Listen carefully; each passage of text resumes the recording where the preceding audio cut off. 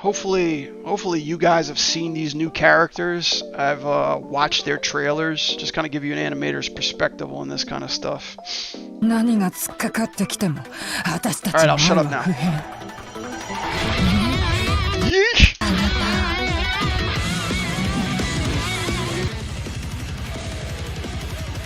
What the hell?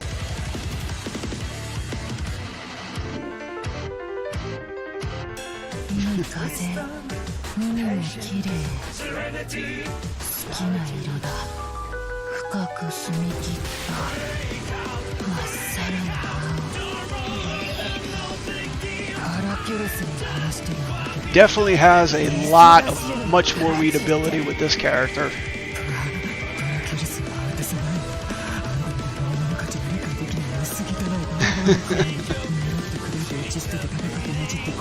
Oh, this is insane, man. This is just way too much shit to talk about.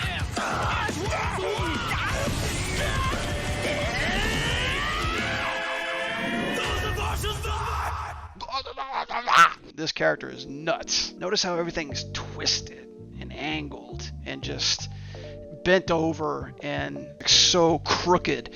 The way that she's looking at you, the way that her body's all bent up and her knees are all like, you know, contorted. That's what gives you a sense of who this character is, especially when you've got these eyes right here, you know, like in the eyes are the selling point of this character. Eyes, you know, windows to the soul, you know, seeing what's going on behind there. There's like a hint of like spiraling. There's a lot of like small irises and small pupils too. So if you want to freak somebody out or get their attention, especially with the key, make those pupils really, really small. Like in the intro here, which really gives you like that shock factor, because at first you're like, what the hell's up with the boots? Oh shit. Alright, now to the weird shit. This isn't a Keyblade, no Kingdom Hearts here. And I'm glad they didn't push this character too much, because to simplify things, you always want to keep a character very clear, and in this case a circle. Immediately my eyes go on the attention of this key character. And any character, and here's like a free tip for animators or anything like that, if you have a character that's like pointing to something or pushing a finger or index or something like that, anywhere, you're always going to be paying attention to wherever the character's pointing. And it's so cool because I don't know if he's looking at her or the finger too. And then of course, you know, you get the ooh, it's bad touch. And then of course she's got like the little bite on the lip right there too. I'm not even going to begin to go there. Like, I don't even know what this character has in mind, but all I could just say is that you definitely got my attention with both characters' expressions. And then, yeah, and then we got Rapey Face. No, God! What trips me out, especially about Arc System Works, is not only are they getting like the cel-shaded renderings, which really stick out, but look at all the anime effects that are on this face. You got the blush that's happening, you got the wrinkles in the eyes, you got the sharp edges when it comes to the smile. And the thing is about this character too, and her designs, is how many stripes and lines that they've got that are directing your attention. Even the X's play a part into like angling these lines into where we're supposed to be looking to. Her finger to make you look at the center of stuff. This stuff, like that cheek and this nice line to read, which each one of these pushes right there has to be carefully molded to. Also know that we're looking at on twos, animations on twos. So every time I'm framing forward, it's on twos, just like in Spider-Verse. You know, you see that nice blocking style that they're doing, especially here too. It's like I could only imagine these teeth being scaled and driven up underneath this chin right there, just to get that one look, to get that crazy smile. Notice too, saving on animation, see how the eyes just stay dead and everything else around it, the pose stays dead, but you got the mouth moving and the hair moving and the secondary movement. Classic anime style animation right there too, just to save on time. Already cutting into some awesome attacks, and what I really love about this, but she has a lot of anticipation. You know, you got a lot of good shape change from here. 1 to about like 3 poses to read on this anticipation. You have a nice in between here too with these nice little sharpening. I don't even know how they do these sharpening moves, but these sharpening edges right here really help with that flare and that smear of the attack. I like how your boy is still like, holy shit, where am I going? What am I doing? More anticipation frames, and then you've got your attack from this shape to this shape, and the great thing about this is that it's continuing with that smear. Her body's coming down, it's connected to this, and it's giving that nice spiral effect. They're flaring out the legs too. So this nice straight rectangle shape, which you're reading right here, to this nice box circular shape. And then from here to here, you have that nice transition of this arc in the body to this arc right here to really feel that fall. Boom, boom. This is really fun. Like, she's clearly, this guy is being yoinked and dropped. She's using her weight to push this guy down. But yeah, just giving him a nice little rubber band effect right there, which really, really feels fun. And then does the whole... Whenever these attacks hit, in order to enforce the weight of this attack, in order to enforce how heavy that they are, they pause on this frame for like one. So this is impact, this is anticipation, probably like 2 frames of anticipation, but in order to feel the weight of it, they pause on it for a long time. And then this little effect right here, every frame you see that after effect, because the animators only want you to read the impact as well as the follow through. So this is an interesting attack right here. Looks like she does like a little twist right there. Oh, she picks it up. See, this is crazy, like how big this weapon is, and you've got like 2 frames of her going from anticipation to attack. And I think that's what's kind of weak about this. I didn't even notice that until I actually slowed it down a little bit. Any fighting video game that you play, whether it be Mortal Kombat, Street Fighter, Guilty Gear, Tekken, whatever, it's always about getting the player to feel powerful, but getting that feedback precise. Clear poses are always going to come in arcs. And in this case, this character right here, this one's really tough because not only are we reading her, but we're reading more the key, this little key guy that she's working through here. This attack right here is more successful in my opinion than that first attack, because we see a clear arc in her body as well as the key, and you've got that direction, you've got that triangle effect that's happening through here. This is an interesting idle pose. This is the one thing that I was like, dude, what? Because normally idle poses are where the character lives at, and you could tell a lot about their personality just by looking at their idle pose. And just the fact that she's like, this key is supporting her. Like, this is a character in itself. I almost want to say that this is the main character, because like, look how dependent on this thing that she is. She's like literally just leaning on top of this. Her whole body is just engulfed in this thing. She's holding on to this thing super close. The blood right there just kind of indicates that, that they love pasta. But just seeing all this together, how close it is in this nice rectangular shape, versus this character who's in a triangle shape, just kind of shows this character is a brawler. She's not the quick, nimble, deadly type. She's kind of more of a tank-like character. But the crazy thing is that looking at her idle pose, most characters look at their opponent on the fight line. She kind of looks like she's off to the side, like looking at over the shoulder, which I always kind of found a little odd to me. I love the eye connections between the two. It's really crazy to have a sidekick character or a character that plays for 2 people. Like if you look at Mortal Kombat, MK11, you had Noob Saba. He had 2 shadow partners. He was like 1 and 2 people, but they're not as exposed as these 2. You have 2 characters interacting with one another and essentially working as one unit too. So the eye placement not only takes you to where you want to be looking at on this character, but it has to be carefully chosen what you're going to be focusing on when it comes to an attack. And there's just so many poses in here that just makes me question, like, what is up with this chick? Can we fix her? Is she fixable? I don't think she is, but that's not a task I would want to undertake at all. But yeah, again, we're focusing on both characters. So look what happens before we see her close up. Big jump at the key guy. This is essentially where we're at in screen space. And 1, 2, 3, 4, 5 frames, were on her eyes now. Probably because this guy, I don't know this guy, I forgot this guy's character's name, but like look how much screen space he's engulfing. Like I don't know what this pose kind of feels like. I know obviously she's swinging the key around, but I feel like this one could be a little bit more stronger. Probably if there was a follow-up animation pose, like if it was more of an anticipation pose through here, and we saw the swipe of the key coming through here, I think it would give it a little bit more impact. But it just kind of felt a little bit weak, and I didn't know quite what was going on. See, like this is more clear. This is more readable. And look at this money shot right here. This is the one we all been wanting, right? The 3-in-1 full frame sense. You would duplicate the character's fist probably about like 3 times. Started from the beginning, then to the end too, in order to kind of really ramp up that sense of direction and flow. They call this smear drawings when they're using an old 2D technique that was invented in the 60s.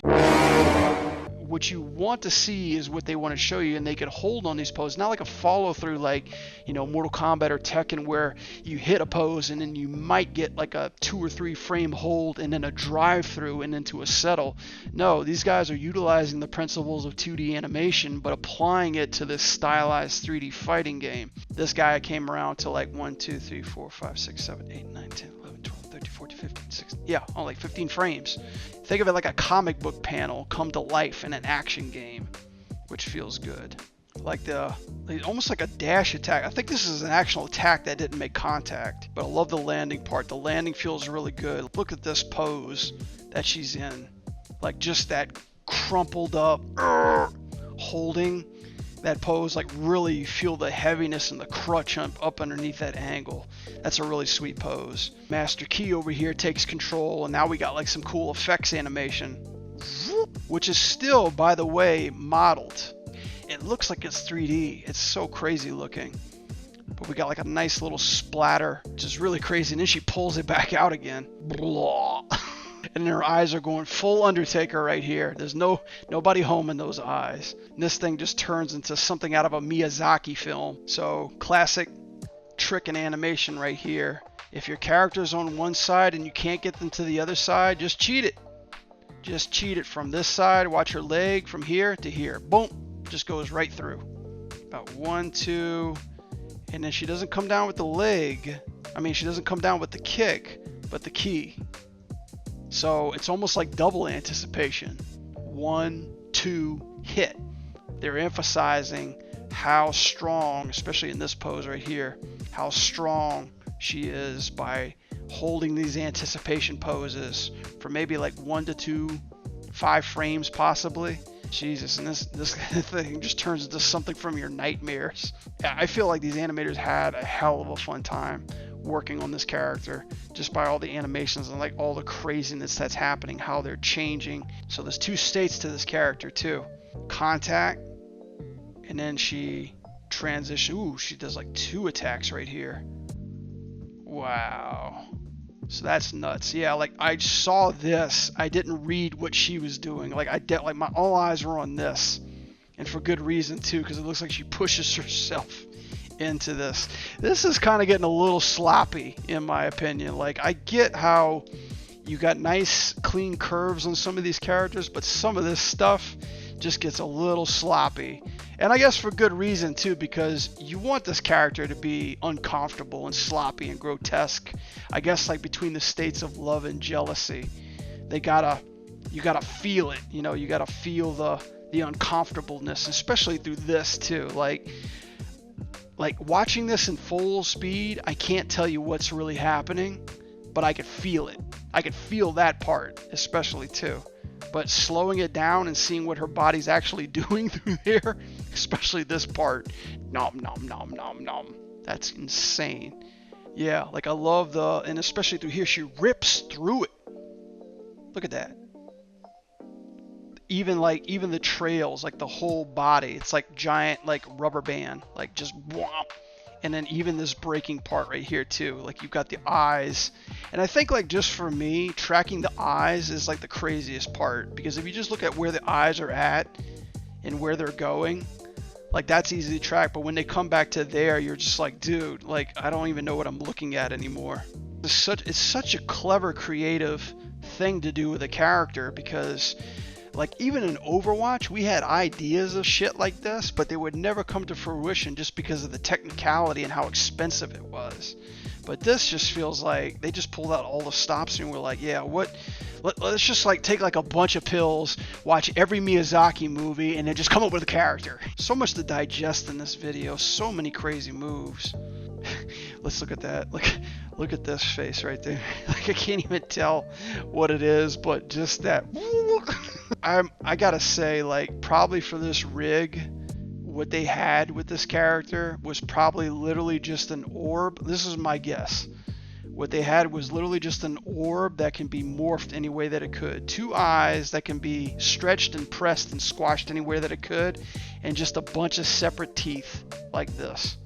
You know, like little piece by piece, scaling it, moving it, translating it. And then you got crazy venom right here coming out. I didn't even notice this. It had like multiple eyes. This had to be a 2D effect that they had to do. Like I can't even, like this shit right here, I can't even fathom doing this stuff in 3D. And then this pull that she does at the end. Nice force of action. She's on her tippy toes, even though she's got those kiss boots. Gene Simmons kiss boots right there. Nice force of animation to arc through the body. Yeah, she's got the crazy fingers on the chalkboard. And then whatever's going on with this mouth, looks like she's like chewing her hair at this point. When the animator plotted this out, he just told his boss, he just said, hey boss, can I like make her chew on her hair? And they were like, just go for it. You know, this is the classic Ren and Stimpy animation. A character and they're struggling or franting or stretching or just shaking out of control. So it's just each 2 frames. She's going in a path. She's going from 1 to 2 to 3 and then clearly keeps going to her destination while coming back every 1 frame to give you that nice shake effect. What's your boy doing over here too? Probably into that. What a freak.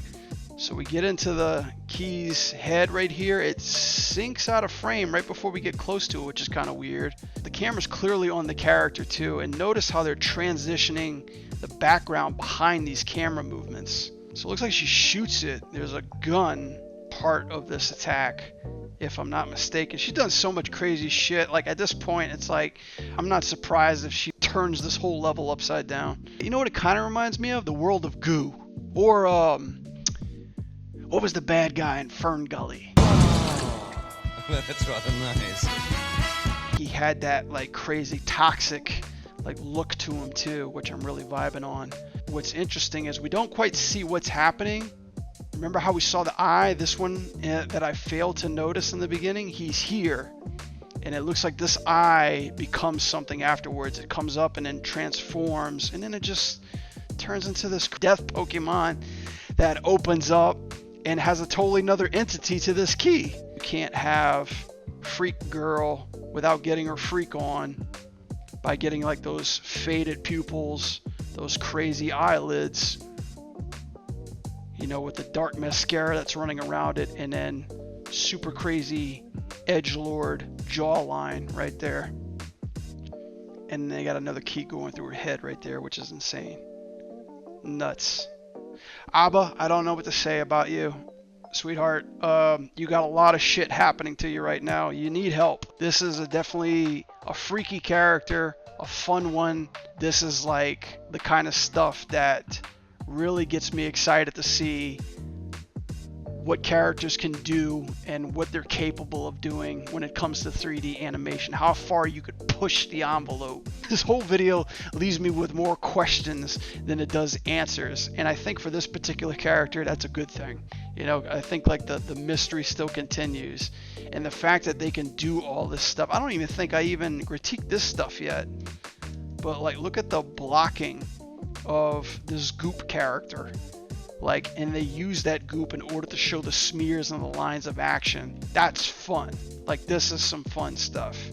It's 2 characters that need to be animated carefully, so I can see why this character probably took a while to come out, and I'm super excited to try her out whenever she gets like on the servers to get to her. So yeah, ABBA and the trailer itself with the music and stuff like that. Yeah, I just gotta say, like, I'm pretty thoroughly impressed with everything, besides some of the small technical issues. But I just give it a 9 out of 10. You know, I'm fairly impressed to see what they could do with these characters, with these rigs.